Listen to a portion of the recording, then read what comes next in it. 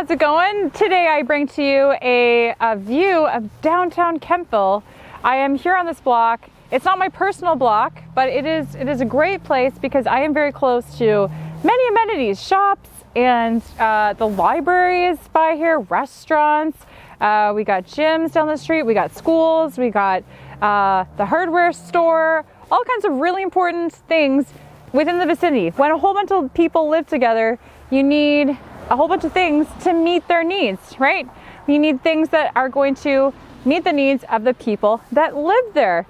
So there are important destinations in the neighborhood. I'm only scratching the surface here. Well, we have an important thing to learn this month that's pretty high on Jesus' list, and that is compassion. And compassion is caring enough to do something about someone else's need. You don't have to look too far to find big and small ways to do that. And our memory verse has some basic information, some commands from God. So I'm going to read it to you. Micah 6:8. The Lord has shown you what is good. He has told you what he requires of you. You must act with justice. You must love to show mercy. And you must be humble as you live in the sight of your God. So we want to know why and how to have compassion. So that's what we're going to do this month. We've got the so-and-so show for you each week. We've got a question to talk about to get you started. We'll have our parent guide and we'll have devotionals for you on our website so that you could go and keep talking and thinking about that throughout the week.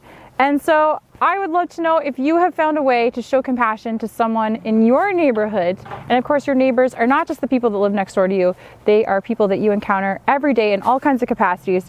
Could be anyone. So like I'm planning to meet someone's need who hasn't sat in the giant chairs that they have in Kidville, because it would be really fun to feel like you're really small. So that's my plan. I hope that you guys come up with some fun things to show compassion. Maybe I can do better.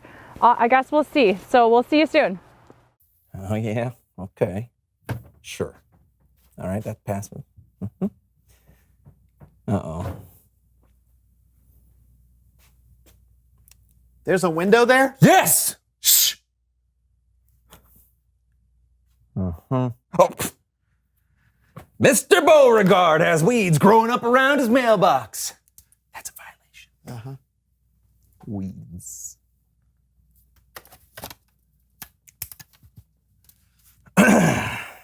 What are you doing? Neighborhood watch! Shush!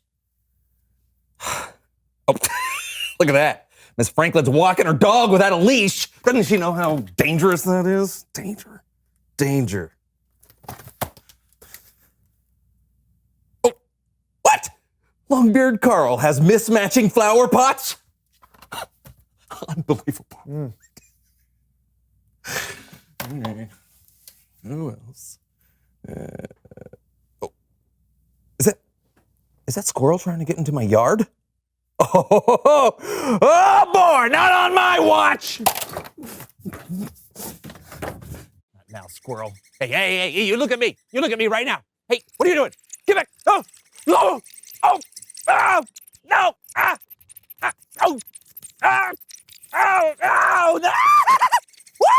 No, get back. Oh, don't look at That's a strong squirrel.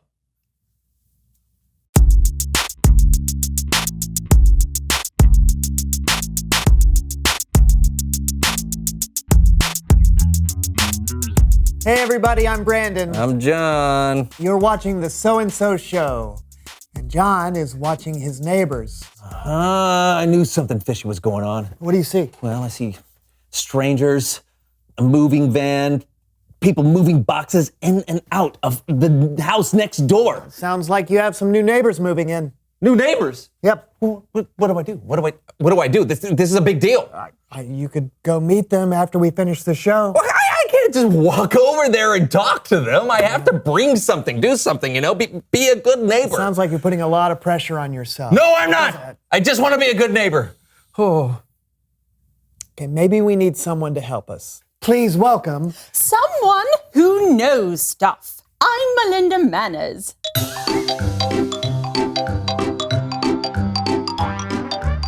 I am an expert in all things proper and mannerly. Thank you, Melinda. Yeah. Oh, no, this is perfect because I need help trying to figure out how to welcome my new neighbors into the neighborhood. New neighbors? Yes. Oh, now, this is a big one. I'll need to consult my great-great-grandmother's handwritten handbook, The Manners Book of Manners. See? Now what's in here? No. Let's see, maybe it's... There. No, it's not that. All the way to the... Okay. Oh, here it is. My, there are endless things you could do to welcome your new neighbors. I suggest we start with the most difficult option. Wait, why would we start there? John, my dear, don't you see? Effort says you matter to me. Right. So, it's all here in the handbook. First, research. How many people are moving in? What are their likes, dislikes? Do they have any pets, kids, food allergies, unexpected fears? Well, those are all great questions. Questions for Neighborhood Watch. Isn't it rude to spy on your neighbors? Of course. Aren't you spying on them now? Oh, no. It's important to know the facts in order to do the very best acts. What do you see, John? Let's see. 1 adult, 3 children, 2 dogs. 1 soccer ball, 2 flower pots. Ooh, a very large bag of birdseed. Nice work, John. You know what this calls for. No idea. A welcome to the neighborhood flower pot. You have everything you need here to make a beautiful and thoughtful welcome to the neighborhood flower pot. You will each create your flower pot, and then you must be able to carry it around the room on your head. Why do we need to carry them on our head? Good posture, young man, is essential to a mannerly first impression. A bad first impression is as bad as sour milk. If you want to be impressive, walk as smooth as silk. Oh, okay. You have 5 minutes to decorate and go. We're going? Yes, you can just put the flowers in there.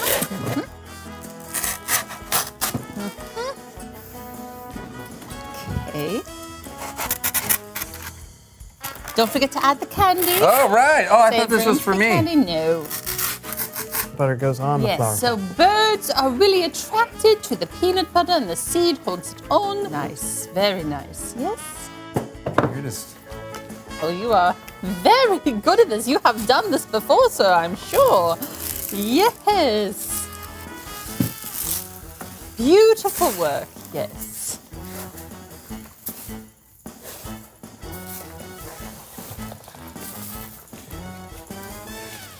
Time.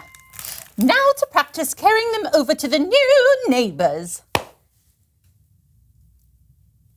Star wipe. Shoulders back, head high, knees slightly bent, and walking. Come on. Oh, good.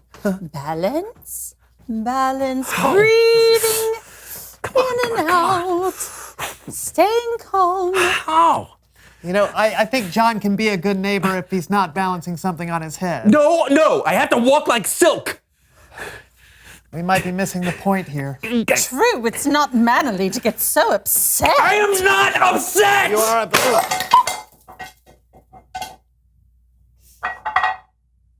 It's Bible story time with Kellen.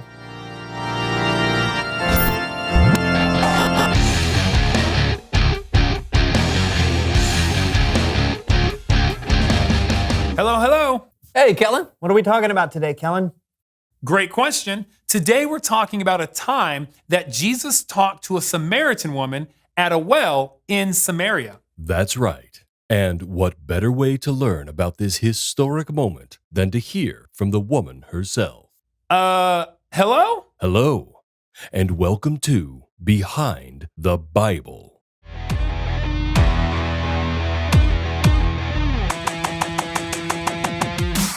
Jesus and his disciples were traveling through Samaria. Jesus, tired from his journey, sat down at a well while his disciples went into town to buy food. While he was sitting there, a Samaritan woman came to draw water from the well. It was the middle of the day, and he was just sitting there by himself. All I knew about him is that he was Jewish, and Jews did not talk to Samaritans. Plus, I'm not exactly the person people liked to talk to. Back then, most people just ignored me or were mean to me, so I wasn't gonna say anything. Just to be clear, that was not the real woman from Samaria that Jesus talked to. This happened a long time ago before cameras were invented. I think the people watching already know that. I know. I just want to make sure. Can you let me do my job, please? Oh, sure. Jesus asked the woman if she would give him a drink. Of course I was surprised when he asked. I was surprised he was even talking to me. I asked him how he could ask me for a drink when he was a Jew and I was a Samaritan woman. And he said, and I'll never forget this, he said, "You don't know who is asking you for a drink. If you did, you would have asked him.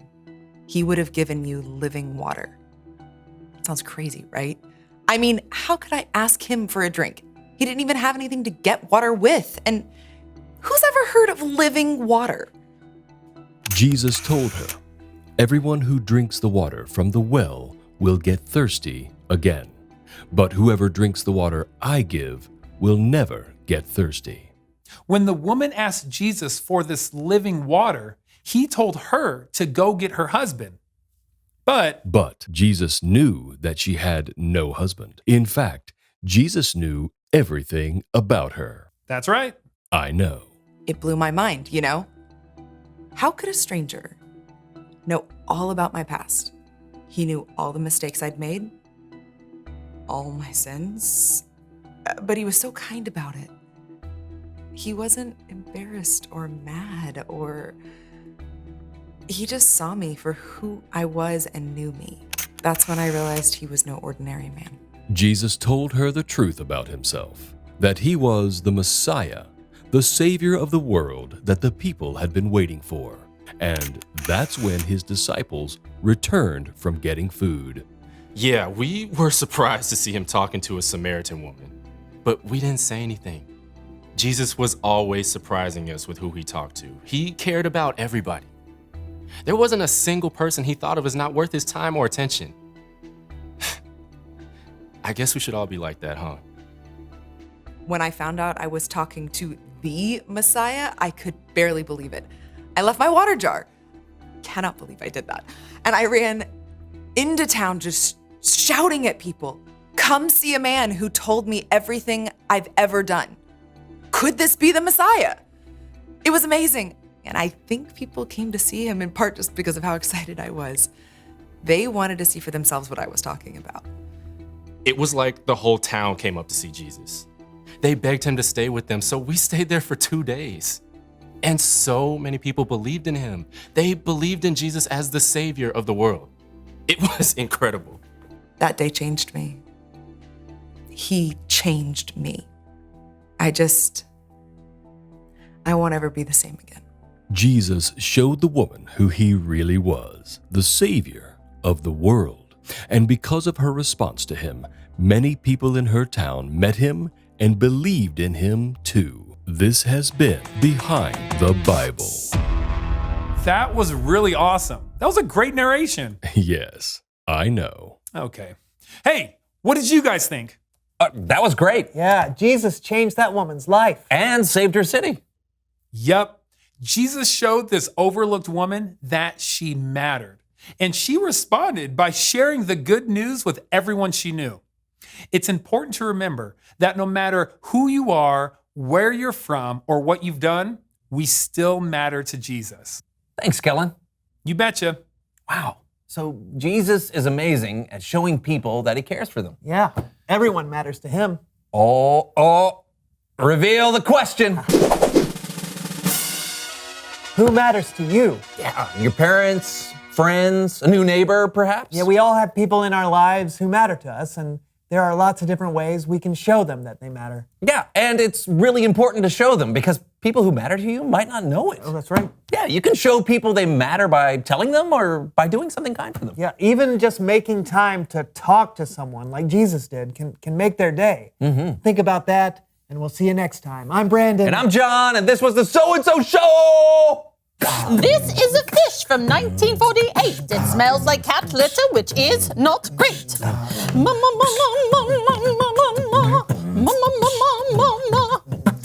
This is a dog bone halfway chewed. I don't have a dog, so this one's for you.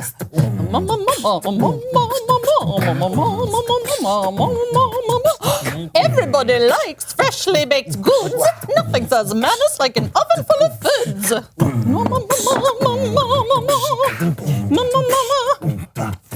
The manners book of manners. The manners book of manners. The manners book of manners. Book of manners. Book of manners. Manners.